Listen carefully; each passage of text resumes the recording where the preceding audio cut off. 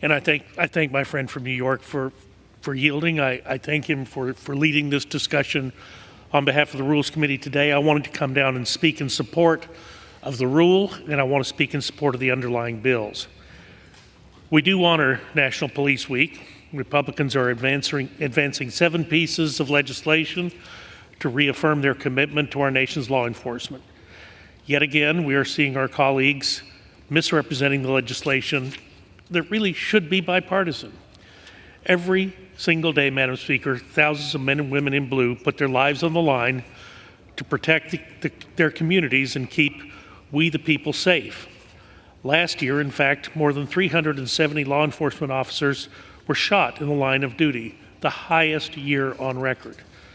Law enforcement officers and their departments are under increased scrutiny from the public, all the while trying to navigate a crisis at our southern border, a historic upsurge in crime, and an unfortunate rise in drug-related deaths throughout the country. It is no surprise then, Madam Speaker, that the police departments across the country have had trouble recruiting and retaining officers and keeping new officer candidates. This week, started by President Kennedy in 1962, this week is set aside to commemorate and honor all of the officers who have lost their lives in the line of duty. I'm grateful to North Texas law enforcement officers who paid the ultimate sacrifice this year, and for those who are currently serving. In honor of this week, I encourage everyone to reach out and thank their local law enforcement officers and their families for their service and for their sacrifice. Madam Speaker, I also wanted to express my support for the Israel Security Assistance Support Act. Amid the Biden administration's pause on munitions shipments to Israel, it is imperative for the United States, for this House, for Republicans and Democrats, to stand behind Israel. Last week, President Biden and his administration paused vital defense articles from shipment to Israel.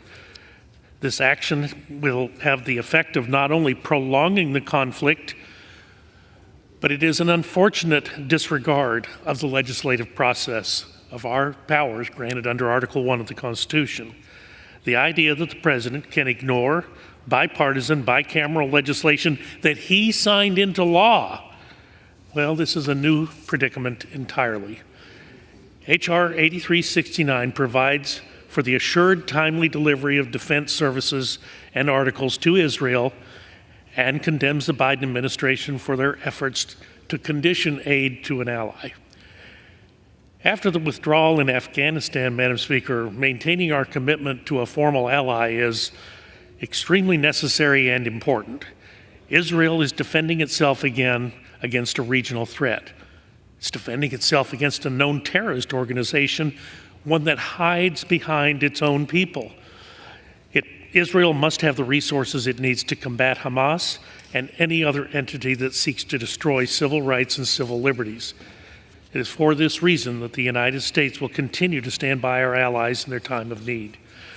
Madam Speaker, I urge members to support the underlying bill, and I urge support for the rule, and I yield back to the gentleman from New York.